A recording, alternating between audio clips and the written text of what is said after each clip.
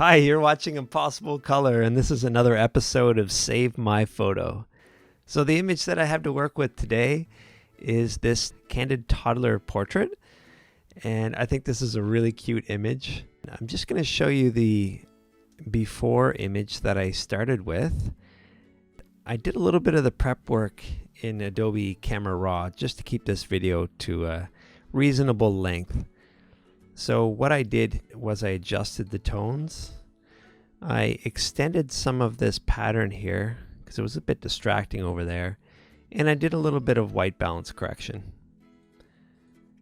You can also see that some of these little stray branches and things were removed just to make it a little bit cleaner. You'll find that an awful lot of toddler clothing is very bright, and it often has different brand cartoon characters and stuff on it, and it can really detract from the central purpose of the portrait, which is to focus on the face and the features of the child.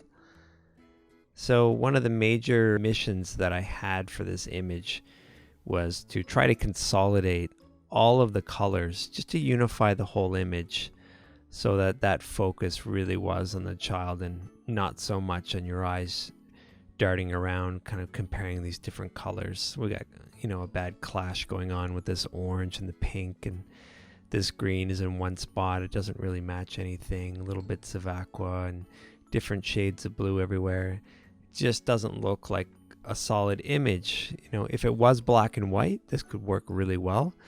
But the challenge is to stay with color and see what I can do. So let's go to the touched up version so far. And there's 3 techniques that I'm going to show you today that are going to unify the image. The first one is creating a hue saturation adjustment layer. The second is we're going to paint some of the areas and set it to a color blending mode. And then we're going to do a gradient map that's going to bring everything together. So let's get started. The first one, we're going to click this little guy down here and go to hue and saturation. Anything that we adjust on this layer isn't going to affect anything underneath permanently, so we can adjust it at any time. So the first thing I want to do is deal with these pinks in the stars and the sleeves that are really clashing. So we'll go down to the magentas. And just to see what area that we're affecting, I'm going to turn down the lightness. And it does look pretty clearly that it's affecting mostly the sleeves here. So let's see if we can just extend the range.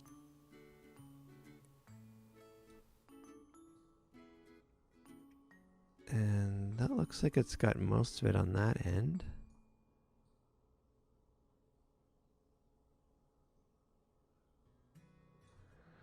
That covers most of it.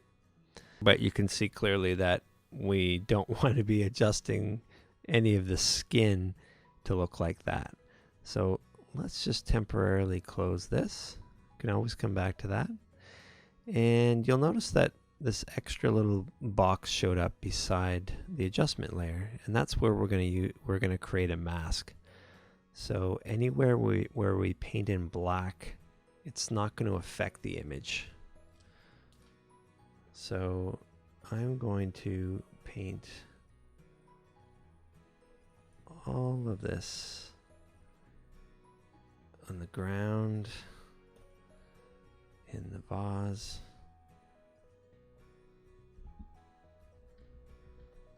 I'm going to black out this flower here. I don't want that changing.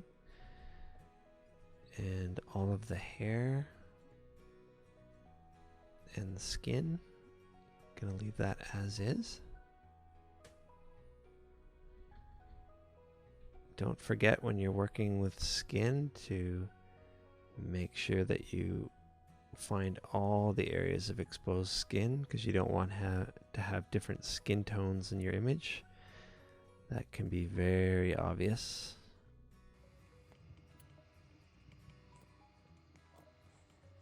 Okay, so now let's jump back in, knowing that we've got a safe mask that's protecting all of the skin. Let's go back down to our magentas. and turn the lightness back up to normal. So there's no change yet. Now on the hue, we're going to adjust the color. And I'm going to slide that until the sleeves pretty much match the rest of the shirt, just consolidating that whole thing. And that looks pretty good. You can see that there are some areas of pink that are showing through here, but we'll run another hue and saturation layer on top that should clean most of that up. Let's go down, let's do the reds and see, just take a peek. Looks like they cover some of the sleeves in there as well. So why don't we try working with that first?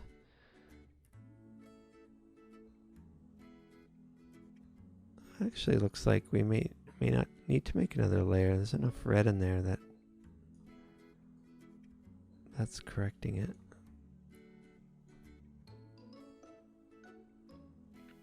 There are a little bit of areas of pink there, but there's also a little bit of that dispersed throughout the clothing, so I think that matches up quite nicely. But it looks like we were adjusting some of the vase here, so let's go back to our mask layer and just be a little bit more careful in what I masked out. And that looks better. Jump right back to our adjustment layer. What other colors do we have to work with? Let's look at the yellows and see what areas of yellow are affected. Okay, so we've got some on the wall, a little bit on the seat, and this distracting area on the shirt. So let's adjust the colors. I'm gonna just bring that towards orange a little bit to unify with the vase here, because yellow really was a color that was standing all on its own. And I'm going to turn down the saturation so that's not overwhelming. There's somewhere about there. And now for the greens. We've got this little patch of green that's just peeking through here, and it really doesn't line up with anything else in the image, so I want to get rid of that. I'm just going to take the saturation and drop it all the way down. And let's take the hue all the way down here to the end. And I'm even going to drop the lightness as well. Okay, so that cuts out most of the green there. Now for the cyan, what areas are we affecting here? So we've got some of the stars in the clothing and this little device in her hand. So I'm going to turn down the saturation slightly and turn this until it becomes more of a purpley color that's going to line up with some of the other elements here. It doesn't need to stand out on its own. There's nothing distinguished about this particular object that she's holding that needs to draw any attention to it. And now for the blues. Let's see if we can adjust all of these blues just to be a little bit more complementary with the orange. I think somewhere about there.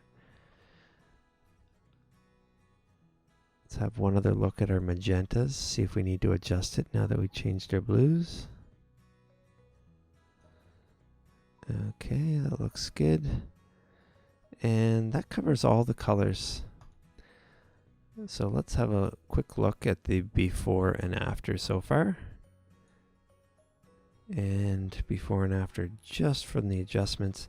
And you can see everything looks far more unified already. Much better. Okay, the next step that I want to do is I'm going to create a layer to paint on. And we'll call this one background color. So I'm going to sample a little bit of color from up here. And I'm simply going to paint it all over this area. You don't have to be too careful with this because there's a lot of blues in the shirt anyway. And I'm going to be doing this really lightly.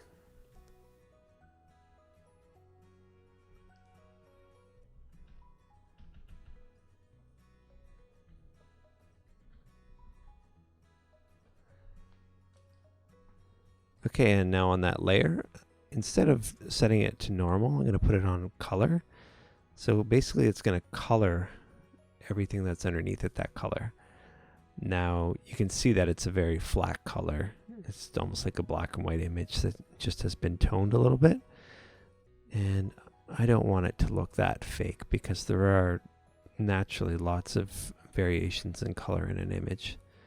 So I'm going to tone that back, the opacity just to about 75. And you can see what a huge difference it does. It really, that extra light source in there that was creating these warm tones, it doesn't add any value and it distracts from the whole image, and that just controls it back a lot more. So that's the first two techniques. And the third one is we're going to create a gradient map. It's like split toning. We're going to color in, make all of the light colors lean towards one color and all the dark colors lean towards another color, and a gradient all in between. So we're going to go back down to this little guy down here, and just near the bottom there's gradient map. We're going to click on that, and we can see that there's a lot of preset things in here. I'm going to start with this one, and we're going to tone this down. Set it to overlay and then just bring down the opacity a little bit. And you can see that's kind of the rough look that I'm going for, where we have the darks are leaning towards this cooler color and the lights are leaning towards this warmer color. Let's click on that and just try to tone down these colors quite a bit. That's just way stronger than I need for this image. So we have, the reason I picked this is because we do have these oranges in here in the vase. So we're kind of building up a little color system here. And this isn't quite the right blue. So let's play around with that a little bit. So we can select a color. Oh, I have to be on a layer that has pixels. I'll grab this dark color here from her pants.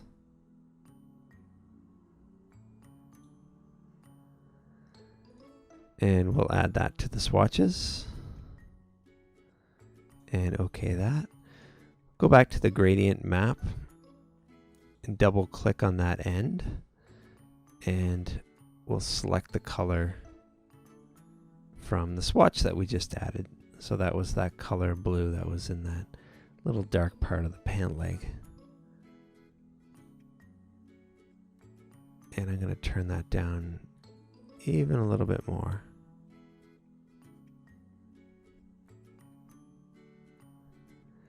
Now that's the general color that I like, but there is a little problem. Because this is on overlay, you can see that things are getting pretty dark. It's taking some tonal information in there. So what I'm going to do is a little trick that's going to enable me to take the colors, but not necessarily the tones. So I'll go Ctrl A. It's going to select everything. I'm going to copy merged. It's going to copy everything that's within that selection that you see on the screen. Then I'm going to paste that on top. And I'm just going to toss away my gradient map. We're not going to need that anymore. Now, before our gradient map, we had it set to overlay. But now we're just going to use the merged version and set that to color. So this is basically like taking just the color information from the overlay and applying that to the image below. Now, overall, I do like how it unifies the image, but I don't like how the background is so warm. I do like that a little bit cooler. So all I'm going to do is take the background color layer. I'm going to grab it and drag it to the top. And I'm going to increase or decrease the opacity just a little bit